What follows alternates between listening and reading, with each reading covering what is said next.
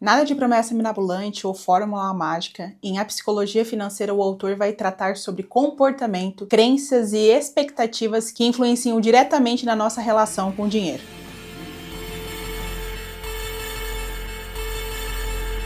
Olá, eu me chamo Yasmin, você está no canal com um pouquinho mais de dinheiro. E no vídeo de hoje eu vou compartilhar com vocês os ensinamentos que eu aprendi lendo A Psicologia Financeira. Bom, gente, A Psicologia Financeira é um dos meus livros favoritos e eu fico muito feliz por ter começado esse livro lá em 2024, ter lido ele em 2024. Eu reli ele novamente para trazer aqui um pouquinho de resenha, um pouquinho de ensinamento para vocês, algumas dicas no vídeo de hoje, porque eu, assim como muitas pessoas, tinha um certo preconceito com o gênero de autoajuda, desenvolvimento. Eu sempre achei esse gênero literário até um pouco perto da fantasia, de tanto que eu encontrava alguns livros com tantas ideias mirabolantes. Mas isso não acontece em A Psicologia Financeira. O autor Morgan Housel é um economista norte-americano e ao longo da sua carreira o Morgan Housel buscou entender um pouco da relação do comportamento por trás das decisões financeiras que a gente toma. E o mais interessante é que no livro ele aborda como a nossa relação com o dinheiro ele tem pouco a ver com matemática em si e mais com comportamento, com crenças. É muito interessante de acompanhar a jornada que o autor vai trazer aqui pra gente. O livro é curtinho, tem mais ou menos 303 páginas e os capítulos são curtos, tem 20 capítulos bem certinhos assim. O autor, ele vai utilizar de muitas histórias reais para trazer uma mensagem muito importante sobre comportamento e a relação que isso faz e a relação que isso traz com o nosso dinheiro. A gente costuma achar que dinheiro é só matemática, mas aqui o Morgan Housel ele vai trabalhar diretamente no comportamento e isso é muito diferente do que eu já acompanhei, né? Muitas das vezes a gente acaba encontrando nos livros técnicos, nos livros de autoajuda, uma coisa de, joga na força de vontade, né? Coloca tudo na culpa da disciplina. Mas aqui o autor, ele vai para uma seara totalmente diferente e é muito, muito bom de ver uma pessoa dando literalmente voz para aquilo que a gente pensa. São vários pontos, são vários capítulos e eu simplesmente concordei com quase todos que o autor aborda aqui. E isso me deixou muito feliz e é claro que tem outros livros do autor e eu já estou lendo, inclusive o segundo, que se chama A Arte de Gastar Dinheiro, inclusive é um nome que não ficou muito bom aqui pro Brasil, que vai trazer um tema extremamente relevante também, muito importante, porque o autor ele tem esse pé no chão, sabe? Ele vai trazer ao longo dos capítulos uma análise muito mais profunda sobre comportamento, sobre crenças, sobre histórias das pessoas do que apenas matemática, apenas jogar na culpa da pessoa ou colocar como se aquele indivíduo em si, ele tivesse toda a culpa ou toda a sorte ou todo o azar de ter sucesso financeiro ou não. Eu acho que um dos principais ensinamentos que esse livro me trouxe, além de quebrar o meu preconceito que eu tinha com livros desse gênero, que o autor ele vai usar muitas histórias reais para trazer ensinamentos importantíssimos aqui sobre dinheiro. Inclusive, um que me marcou muito é o capítulo 2, a gente já começa com pedrada, que é o capítulo que vai falar sobre sorte e risco. Aqui nesse capítulo, se eu não me engano, ele já começa utilizando o Bill Gates como exemplo. Para você ter uma noção, né? Ele já começa utilizando aí um nome fortíssimo. E ele vai trazer uma relação muito importante que a gente acaba desconsiderando quando a gente vai falar sobre sucesso financeiro. Que é, às vezes, você teve sorte.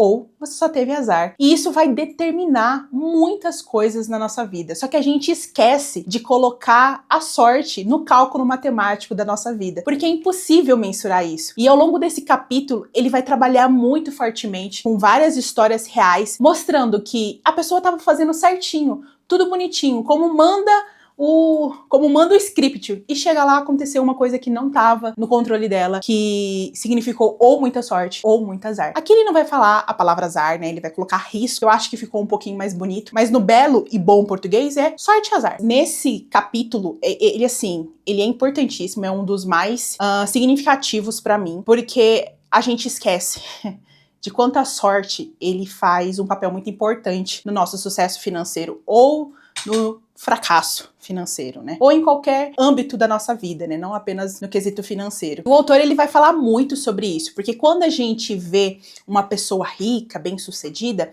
a gente esquece de colocar na conta o quanto de sorte tem por trás daquela história. Mas quando a gente vai falar de uma história que não deu muito certo, de uma decisão financeira ruim, a gente joga tudo na culpa da incompetência, esquecendo que o risco faz parte do processo. E isso vale, gente, para todos os âmbitos da nossa vida. Nossa, tudo, não é só na vida financeira. Isso vale para carreira, isso vale para negócio, isso vale para relacionamento. A gente esquece o quanto a sorte e o risco estão no cálculo da coisa. Um outro capítulo importantíssimo aqui, eu acho que se não me engano é o terceiro, deixa eu até conferir. Ó, o capítulo é assim: nada é suficiente. Vou ler. Nada é suficiente. Mesmo quem já é rico comete loucuras. Nesse capítulo, gente, ele vai falar sobre essa necessidade que a gente tem de sempre estar aumentando o nosso padrão de vida.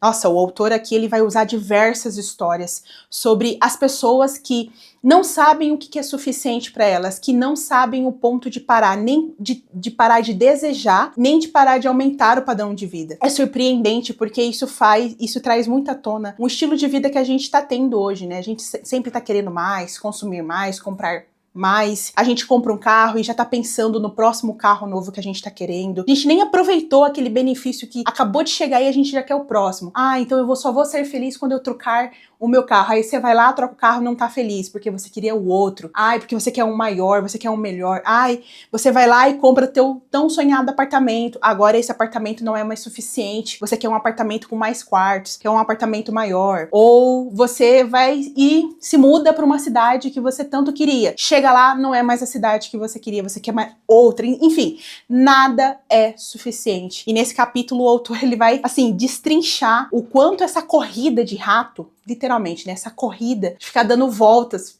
meio que atrás do próprio rabo, querendo aumentar o padrão de vida e sempre aumentando o padrão de vida. Então é um capítulo assim muito rico, que traz muitas histórias, que ele vai usar de analogias importantíssimas para fazer a gente entender o quão perigoso é a gente não saber o que é suficiente. Porque quando a gente não sabe o que é suficiente, a gente vai correr atrás e às vezes vai perder o que tem. Isso valendo para investimento, gente, valendo para carreira, valendo para sucesso. Não sabiam a hora de parar e só pararam quando perderam tudo. Então isso é muito, muito, muito importante. Eu fico até animadora falando sobre isso, porque é um capítulo muito importante e ele traz luz para muitas dessa corrida, desse consumismo que a gente tem hoje em dia, que a gente abre o telefone, abre o celular e a gente quer aquela vida do outro, mas a nossa vida tá tão bonita, a nossa grama é tão verde, mas a gente tá sempre se comparando com a grama do vizinho. Então, aqui nesse capítulo ele vai falar basicamente isso: a tua grama é verde, cara, olha pra tua grama, sabe? Vai cuidar da tua vida, que a vida do outro, você não sabe como que ele tá fazendo, você não sabe como que ele tá conquistando aquilo. É muito, muito, muito rico esse capítulo também. Um outro capítulo muito importante aqui, ele tá mais lá pro final,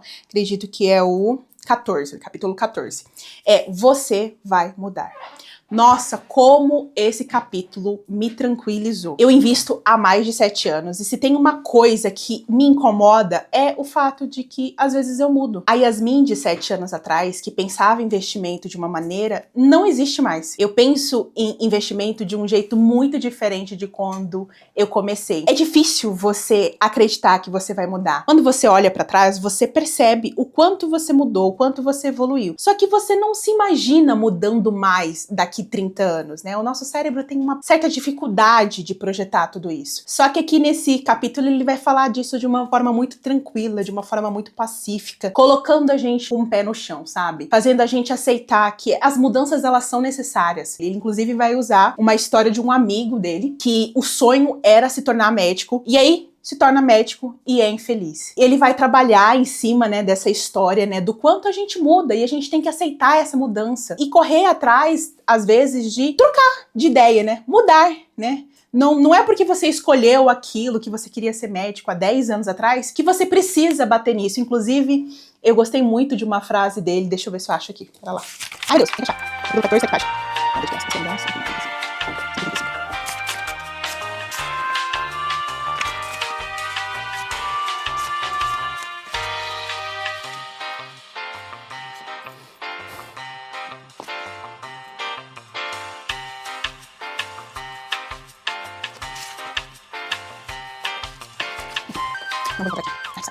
Enfim, não encontrei aqui a frase que eu queria. Você de 20 anos é totalmente diferente de você de 30 anos e de 50. As prioridades da vida de vocês a prioridade da sua vida ao longo dos anos vai mudar. Ter isso em mente facilita muito. Inclusive, ter isso em mente quando você está fazendo o seu planejamento financeiro é muitíssimo importante. E ele faz um convite pra gente olhar isso de maneira flexível. Não deixar um orçamento tão rígido, não ter um planejamento financeiro tão rígido, porque você vai mudar. Você vai ter outras prioridades. Enfim, esse livro tem 20 capítulos, um com ensinamentos e histórias muito importantes que vão trazer, né, analogias aí para a relação que a gente tem com o dinheiro, para a relação que a gente tem com o sucesso, carreira, com comportamentos. Enfim, esse livro é um livro maravilhoso que eu adorei ler. Eu reli ele pela segunda vez agora em 2026, já tinha lido em 2024. É um livro muito inicial, que tem uma leitura muito simples, que qualquer pessoa, tanto da área financeira ou não, conseguem ler e entender. Você não precisa ser formado em economia, em administração, para entender o que o Morgan está querendo te passar. Além do mais, ele vai trazer histórias aqui reais, que vai fazer com que fique fácil de entender o que ele tá querendo te passar. É um autor muito pé no chão, sabe? Que vai falar sobre dinheiro de uma maneira humilde até, de uma maneira sincera. Vai falar sobre comportamentos, sobre sonhos, sobre desejos, de uma maneira comum, que a gente nunca ouviu. Até ler um livro dele, eu não acreditava que tinha pessoas formadas na área da economia que pensassem de uma maneira tão pé no chão assim. Enfim, o livro tem muitos ensinamentos, é um livro riquíssimo, mas eu quis abordar esses 3 aqui no vídeo de hoje. Se você chegou até aqui, deixe aqui nos comentários o que você achou do livro A Psicologia Financeira. Eu gostaria de saber a sua opinião. Se você gosta de conteúdo sobre finanças pessoais, já aproveita para seguir e compartilhar com os amigos. Te vejo no próximo vídeo com um pouquinho mais de dinheiro. Mas quando a gente vai falar de uma história que não deu muito certo, a gente... Ou quando a gente vai falar de...